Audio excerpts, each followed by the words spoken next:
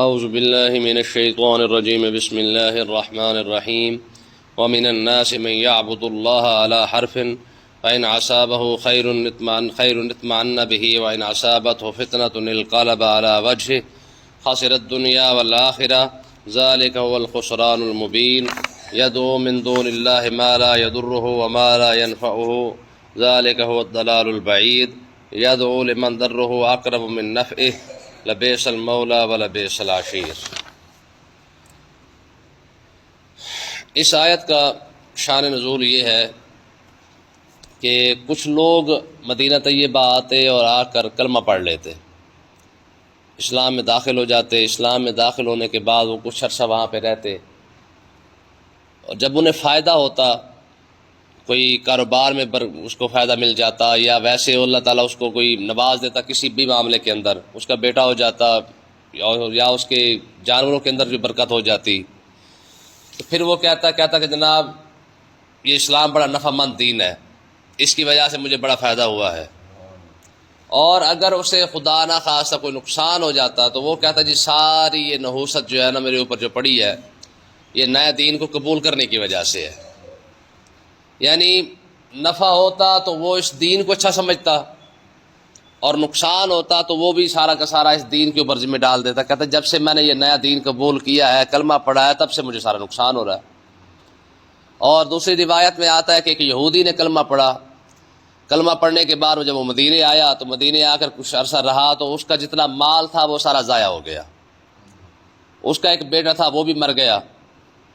تو اس نے آقا علیہ الصلوۃ والسلام کی خدمت میں حاضر ہو کے کہا، اس نے کہا جناب سیدھی سی بات ہے، جب سے میں نے آپ کا کلمہ پڑھا ہے تب سے میرا سارا نقصان ہی ہو رہا ہے، تو مجھے لگتا ہے کہ یہ دین جو ہے یہ صحیح نہیں ہے، فلہذا میں کلمے سے انکار کرتا ہوں۔ تو آقا علیہ الصلوۃ والسلام نے اسے ارشاد فرمایا اسلام جو ہے نا، اسلام یہ حقانیت کی بنیاد پہ قبول کیا جاتا ہے، نفع اور نقصان کی بنیاد پہ نہیں کیا جاتا۔ اچھا یہی مسئلہ آج مسلمانوں کا بھی ہے، یعنی اگر ہمیں وہ دین اور ہمیں وہ مسئلہ اور ہمیں وہ چیز پسند ہے جس میں ہمارا فائدہ ہو، اگر خدا نہ خواستہ ہمیں نقصان ہو یا شریعت کا ایسا مسئلہ جو ہمیں پسند نہ ہونا تو ہم اسے ماننا بھی نہیں چاہتے۔ آج دیکھ لیں مسلمان جو ہے وہ اب قربانی کا موسم آ رہا ہے، 2 لاکھ 2.5 لاکھ 3 لاکھ کی قربانی کر لے گا، لیکن زکوٰۃ نہیں دے گا، کیونکہ قربانی کا فائدہ خود کو ہے، آپ کھانی ہے، اور زکوٰۃ کیونکہ کسی کو دینی پڑتی ہے تو وہ نہیں کرے گا۔ صدقہ خیرات کر دے گا، جو حصہ ہے جائیداد میں دینے کا حقداروں کو وہ نہیں دے گا۔ اسی طریقے سے آپ سارے مسائل اٹھا کے دیکھ لیں، یعنی جن مسئلوں میں مسلمان کو فائدہ ہے وہ مسئلے اپنا لیتا ہے، اور جس میں اس کو نقصان نظر آتا ہو نا ظاہری طور پر اس کو چھوڑ دیتا ہے۔ اور قرآن نے بھی یہ الفاظ استعمال کیے، فرمایا افتؤمنون ببعض الکتاب وتکفرون ببعض، فرمایا کہ کیا تم کچھ چیزوں کو مان لیتے اور کچھ چیز کو چھوڑ دیتے ہو، فرمایا یہ اسلام نہیں ہے۔ اب ذرا اس آیت کو دیکھیں، فرمایا وَمِنَ النَّاسِ، فرمایا لوگوں میں سے کچھ ایسے بھی ہیں مَن يَعْبُدُ اللَّهَ عَلَى حَرْفٍ، جو اللہ کی عبادت تو کرتے ہیں علی حرف، لیکن کنارے پر کھڑے ہو کے، یعنی دیکھتے رہتے ہیں کہ ہمیں اس سے ہوتا کیا ہے۔ فَإِنْ أَصَابَهُ خَيْرٌ اطْمَأَنَّ بِهِ، فرمایا کہ اگر کلمہ پڑھنے کے بعد اللہ کی عبادت کے بعد اگر انہیں فائدہ ہو، اطمأنَّ بِهِ، اس سے ان کا دل بھی مطمئن ہو جاتا ہے کہ یہ دین واقعی ٹھیک ہے بھائی۔ وَإِنْ أَصَابَتْهُ فِتْنَةٌ، اگر خدا نہ خواستہ کلمہ پڑھنے کے بعد بندے کو آزمائش میں مبتلا کر دیا جائے، اس پر آزمائش آ جائے، انقلب علی وجہہ، تو وہ اسلام ہی چھوڑ دیتا ہے۔ مطلب یہ نکلا کہ آپ دیکھیں کہ اسلام جو ہے نا، اسلام اس میں نفع اور نقصان کو نہیں دیکھا جاتا، اسلام حق کی بنیاد پہ قبول کیا جاتا ہے۔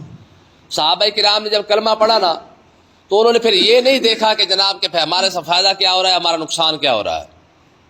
جب مدینے والے آقا علیہ الصلوۃ والسلام کو لینے کے لیے آئے نا، انہوں نے آقا علیہ الصلوۃ والسلام کو کہا کہ یا رسول اللہ آپ ہمارے ساتھ چلیں، ہم آپ کی ہر لحاظ سے جو ہے وہ دعوت کو بھی قبول کریں گے، آپ کی حفاظت بھی کریں گے، سب کچھ کریں گے۔ تو حضور کے چچا حضرت عباس رضی اللہ تعالی عنہ نے مدینے والوں کو کہا، انہوں نے کہا بھئی بات سن لو، محمد عربی صلی اللہ علیہ وسلم کو لے کے جانا پورے عرب کے ساتھ دشمنی لینے والی بات ہے. اگر تو پورے عرب کے ساتھ دشمنی لے سکو پھر لے جاؤ، اگر نہیں لے کے جا سکتے تو پھر یہیں پہ رہنے دو، ہم کافی ہے. تو مدینے والوں نے کہا، انہوں نے کہا عباس تم کیا سمجھتے ہو کہ ہم نے ویسے دعوت دے دی انہیں؟ ہمیں پتہ ہے کہ حضور کو لے کے جانے کا مطلب کیا ہوگا، پورے عرب کے ساتھ ہر قبیلے کے ساتھ دشمنی لینے والی بات ہے. لیکن اب وہاں پہ ان کا دعویٰ دیکھے، انہوں نے کہا خدا کی قسم ہمیں اپنی جان اور اپنا مال، اپنی اولاد بھی قربان کرنا پڑے تو ہم کر دیں گے، لیکن حضور کی عزت پہ آنچ نہیں آنے دیں گے. اسلام ہے نا، اسلام کو جب قبول کیا جاتا ہے نا تو پھر حق کی بنیاد پہ کیا جاتا ہے، پھر یہ نہیں دیکھا جاتا کہ اس میں نقصان ہوگا یا نفع ہوگا. صحابہ کرام نے جب کلمہ پڑھا ہے نا تو ظاہری طور پر کسی کا فائدہ نہیں ہوا، ظاہری طور پہ، بلکہ نقصان ہوا ہے. گھر چھوڑنا پڑا، ہجرتیں کرنی پڑی، اولاد کی قربانی دینی پڑی، رشتہ داروں کی قربانی دینی پڑی، اپنی کاروبار کی ساری قربانی دینی پڑی، اپنے جائیدادوں کی قربانی دینی پڑی ہے. قصور کیا تھا ان کا؟ صرف کلمہ ہی تو پڑھا تھا نا. آج کا مسلمان خالی دعوے تک کی ہے، غلامی رسول میں موت بھی قبول ہے، غلامی رسول میں یہ بھی قبول ہے، وہ بھی قبول ہے. غلامی رسول میں عبادت تو قبول ہی نہیں ہے، اطاعت تو قبول ہی نہیں ہے، فرما برداری تو قبول ہی نہیں ہے، خالی دعویٰ ہے کہ غلامی رسول میں یہ بھی قبول ہے، وہ بھی قبول ہے.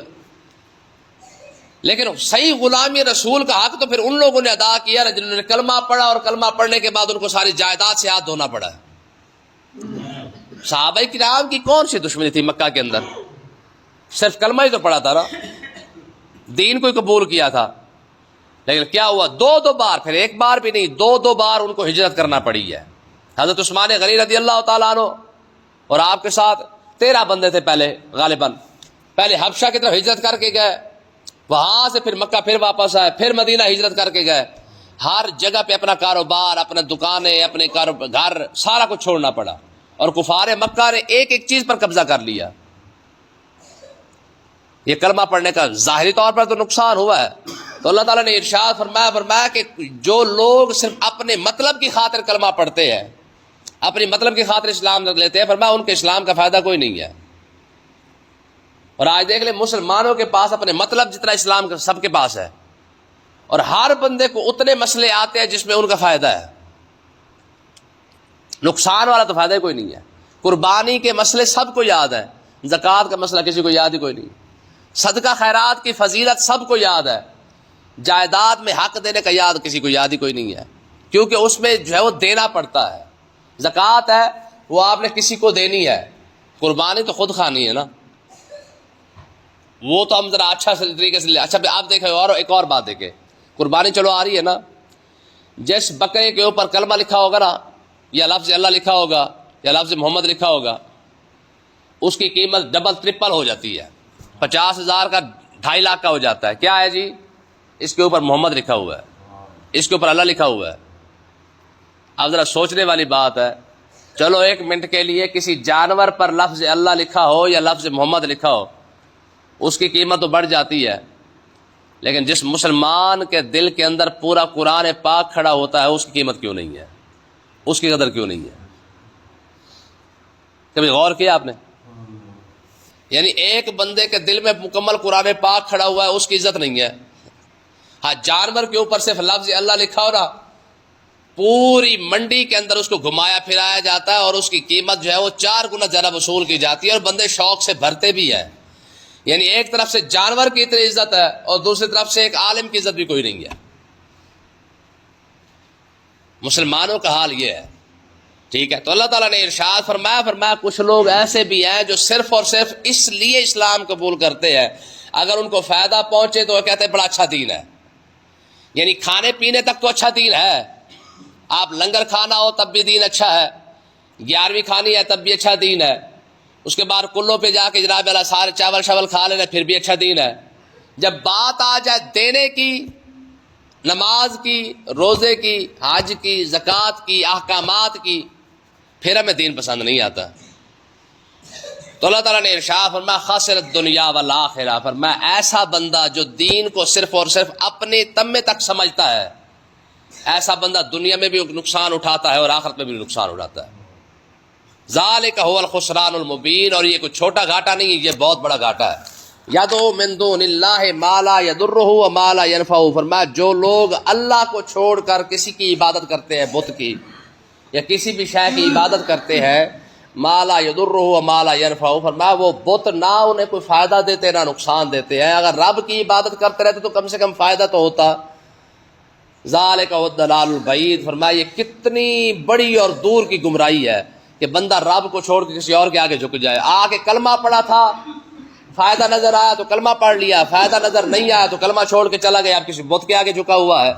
یدعو لمن ضرہ اقرب من نفعہ، فرمایا اب وہ اللہ کو چھوڑ کے جس کی عبادت کر رہا ہے اس کا نقصان اس کے نفع سے زیادہ ہے، اتنا نفع اس کو نہیں ملے گا جتنا اس کو نقصان ہوا ہے۔ لبئس المولا ولبئس العشیر، فرمایا اس نے رب کو چھوڑ کے کتنا برا کو ساتھی بنایا ہے، کتنا برا مددگار بنایا ہے۔ ہاں اگر رب کی عبادت کرتا رہتا، اسلام پر قائم رہتا تو پھر اس کو انعام کیا ملتا؟ فرمایا ان اللہ یدخل الذین آمنوا وعملوا الصالحات، اگر وہ اسلام پر قائم رہتا تو اللہ تعالیٰ اسے اور ایمان لانے والوں کو اور نیک عمل کرنے والوں کو یدخل الذین، اللہ تعالیٰ جنت میں داخل فرما دیتا۔ بھائی اسلام کے اندر تو خوبی یہی ہے نا، اسلام اپنے ماننے والوں کی نیکی کو ضائع نہیں کرتا ہے۔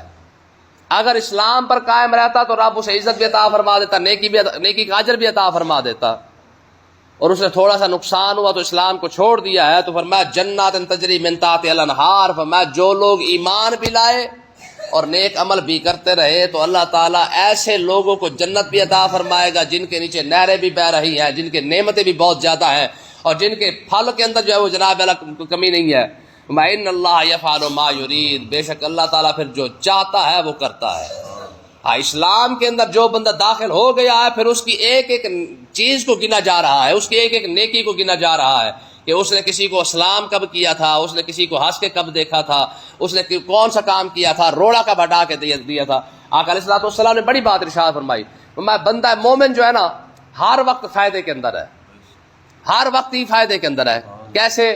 حضور نے ارشاد فرمایا اسے نعمت مل جائے تو شکر کرتا ہے، رب اس کا بھی اجر عطا فرمائے گا۔ اگر اسے کوئی مصیبت پہنچ جائے صبر کرتا ہے تو رب اس کا بھی اجر عطا فرمائے گا۔ اس لیے علماء فرماتے ہیں کہ جب جتنے بھی مسلمانوں نے جنگیں لڑی ہیں نا، یہ جو کہا جاتا ہے نا ہار اور جیت، فرمایا کہ اسلام کے اندر ہار اور جیت ہے ہی نہیں، صرف جیت ہی جیت ہے بس۔ کیسے؟ وہ کہتے ہیں کہ مسلمانوں نے جتنی جنگیں لڑی ہیں یا تو اس کے اندر شہید بن کے آئے تب بھی جیت گئے، یا غازی بن کے آئے پھر بھی جیت گئے۔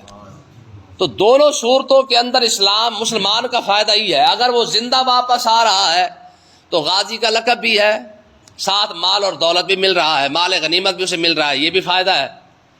اگر وہ شہید بھی ہو گیا ہے تو اللہ تعالیٰ نے اسے پھر بھی جنت عطا فرما دی ہے۔ تو دونوں صورتوں کے اندر مسلمان کا ہر لحاظ سے فائدہ ہے۔ تو اللہ تعالیٰ نے ارشاد فرمایا جو بندہ دین کو سمجھے اور سمجھے بھی صرف اور صرف اپنے تمے کے لیے، فرمایا اسے دین کوئی فائدہ نہیں دیتا۔ دین کو حق سمجھ کر کرے، پھر اس کے بعد دیکھے پھر جو وہ سانسیں بھی لیتا جائے گا تو اللہ تعالیٰ اس کا بھی اسے اجر عطا فرماتا جائے گا۔ اللہ پاک سمجھنے کی توفیق عطا فرمائے۔